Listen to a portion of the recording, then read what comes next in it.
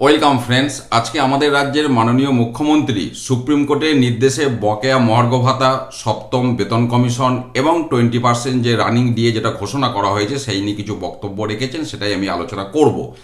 প্রথমে উনি যেটা বলেছেন 20% যে ডিএ যেটা ঘোষণা করা হয়েছে সেটা অক্টোবর মাসেই কর্মীরা প্রত্যেকে পেয়ে যাবেন, পেনশনার ফ্যামিলি পেনশনাররাও পেয়ে যাবেন। অ্যাকচুয়ালি এটা বলার মাধ্যমে উনি যেটা বলতে চাইলেন যে এই যে 20% ডিএটা যেটা 1 অক্টোবর 2026 থেকে ঘোষণা করা হয়েছে, এবার পুজোর মাসে আমরা জানি যে বেতনটা স্বাভাবিকভাবে পুজোর আগেই হয়, তো সেই জায়গায় এবছর যা স্ট্রাকচার 15ই অক্টোবরের মধ্যে বেতন হয়ে যাবে এবং অক্টোবর মাসের বেতন যখন 15ই অক্টোবর আপনারা পাবেন তার সাথে অবশ্যই 20% ডিএটাও পাবেন। এটাই উনি বলতে চেয়েছেন যে অক্টোবর মাসেই আপনারা পুজোর আগেই আপনারা 20% বকেয়া যে ডিএ যেটা রানিং দিয়ে যেটা ঘোষণা করা হয়েছে সেটা আপনারা প্রত্যেকে পেয়ে যাবেন। এটা হলো এক প্রস্ত বিষয়। সপ্তম বেতন কমিশন নিয়ে একদম নতুন সরকার শুরুর দিকে যেটা বলেছিলেন যে ডিসেম্বরের মধ্যেই রিপোর্ট জমা পড়ে যাবে এবং জানুয়ারি 27 থেকে লাগু হবে, এরকম একটা প্রথম দিকে একটা বক্তব্য শোনা গিয়েছিল। আজকে যেটা উনি বললেন যে বেতন কমিশন গঠন করে দেওয়া হয়েছে, টার্মস অফ রেফারেন্স সেটাও গঠন করে দেওয়া হয়েছে, সেগুলো হয়ে গেছে, কাজ শুরু করে দিয়েছে, এটা উনি বললেন। যদিও বিজ্ঞপ্তি আমরা এখনো সেরকম কিছু দেখতে পাইনি।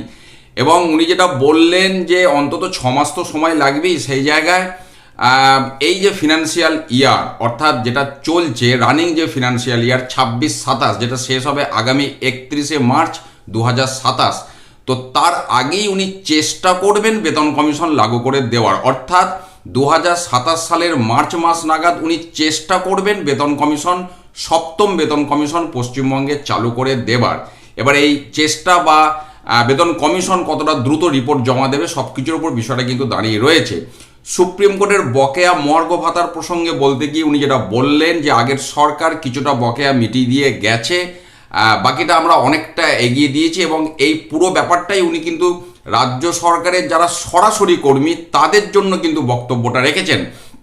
এবং উনি এটাও বলেছেন যে পেনশনারদের আমরা আগে মিটিয়ে দিচ্ছি, তারপর আস্তে আস্তে যেটুকু যা বাকি আছে সেটা সুপ্রিম কোর্টের নির্দেশে যে মনিটরিং কমিটি গঠন হয়েছিল, আপনারাও জানেন ইন্দু মালহোত্রা কমিটি যে গঠন হয়েছিল, তাদের নির্দেশ মতো বাকি যেটা আছে সেটাও ধীরে ধীরে মিটিয়ে দেওয়া হবে।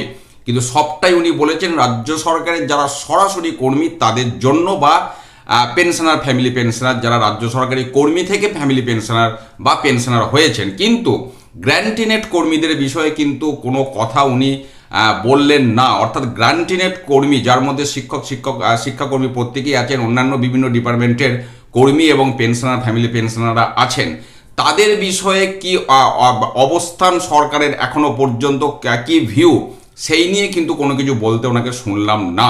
তো এই আজকের সামগ্রিক প্রেক্ষাপট যে 3টি বিষয় নিয়ে আমি আলোচনা করব বলেছিলাম, আমি সেটা আপনাদের সাথে শেয়ার করলাম। ভালো থাকুন, সুস্থ থাকুন, ধন্যবাদ।